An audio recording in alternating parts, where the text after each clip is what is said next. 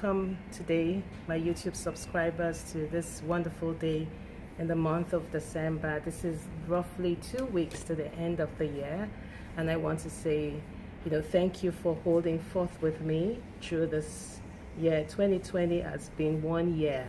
If we have to take like a rain check, it's been 1 year that has affected us in so many ways, physically, spiritually, economically, in so many facets of our life. But if nothing else, this is 1 year I would agree and suggest that we need to be thankful that we're alive, thankful that we still have, the sun, the rain, we can still breathe, we can still eat, we can still put food on our table. So many people have gone, just like me. I lost my sister, my baby sister, sometime this year. I've lost friends, so many people have lost their jobs, so many people have lost so many things in their lives. But again, this is one time for us to be thankful.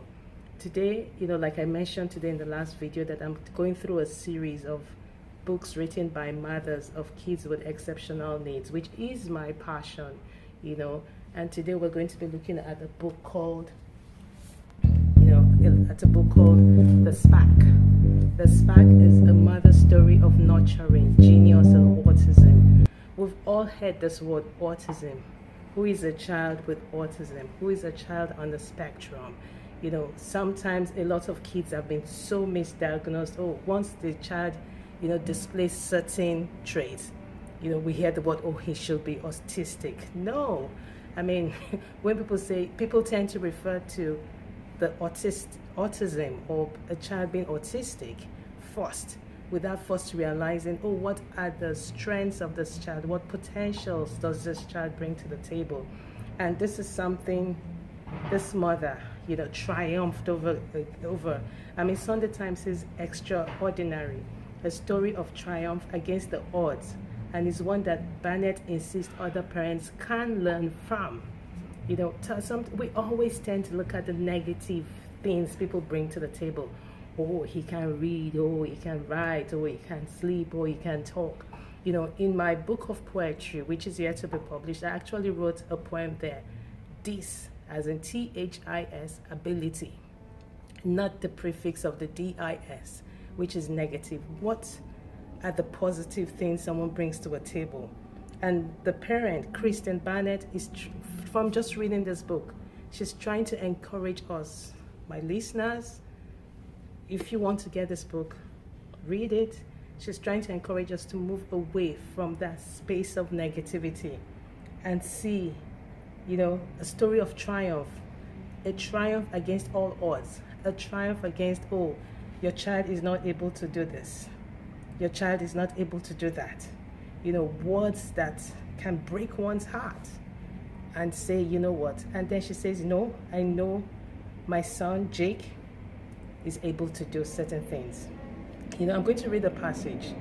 I've really gone against my my take to say, I won't read passages from the books. But again, I'll try. If nothing else, that would encourage you, my listeners, to always try, go pick up this book. Even if some of these books you might get PDF copy, but all these books are on Amazon, where I thrive. I love I'm not advertising for Amazon, please don't get me wrong, but I tend to buy books from Amazon, or there's also a website called Book Depository.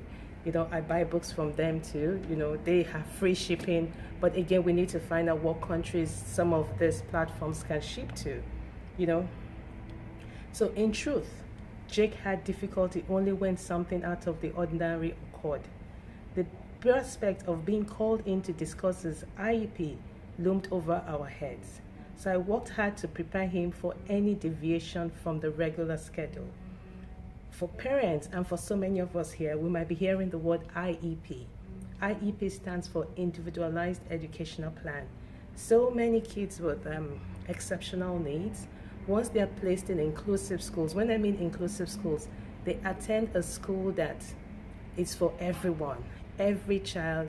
It's a regular school where the kids are placed in the same classroom, and not just placed, but they access the same academic curriculum like their regular peers. So, but then this particular child with any form of designation is then given an IEP. An IEP means that there's some focal points in the curriculum or in the learning. It could be psychological, it could be behavioral, it could be emotional. It could be certain skills that the IEP insists that the teachers or everyone who works with the child hones into in the classroom regularly. And so, for example, most of the kids I've worked with in the past 25 years, most of them, there's an IEP designed at the beginning of the school session, and then is reviewed midway into the session, and sometimes at the end of the year, we also review it to see how much, what's the target set in September, how much the child has been able to achieve by May. So we have another plans for the new school session.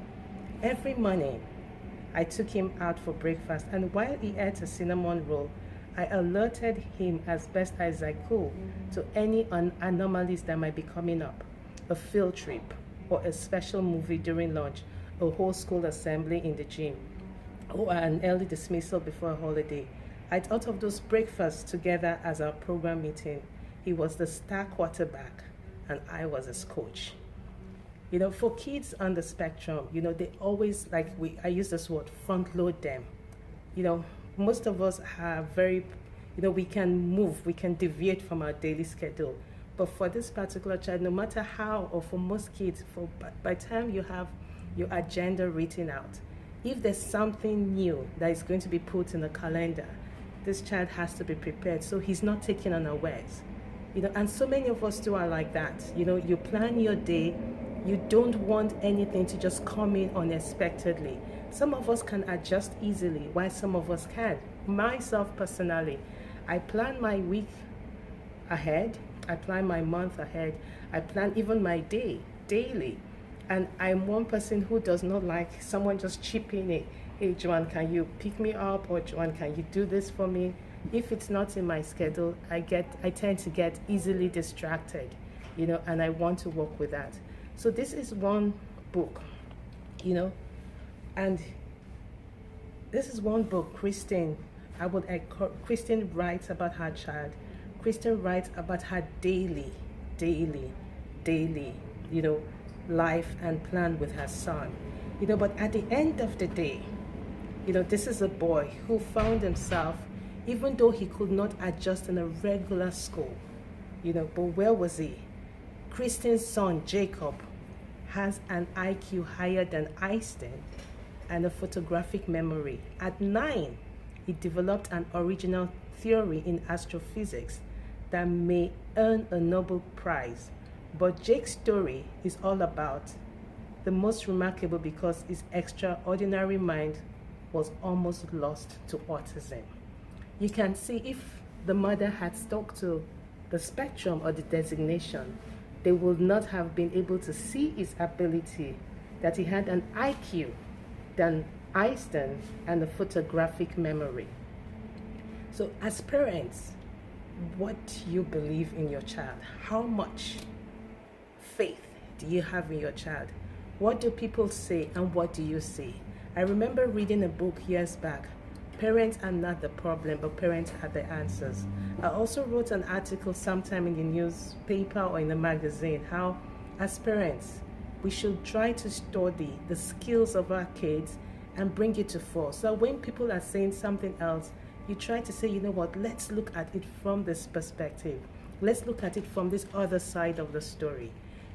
And this is one book I will recommend every parent, everyone who wants to know about how autism or kids with autism work and how you can stop looking at the negative connotations people have said about kids on the spectrum and see their ability, not disability.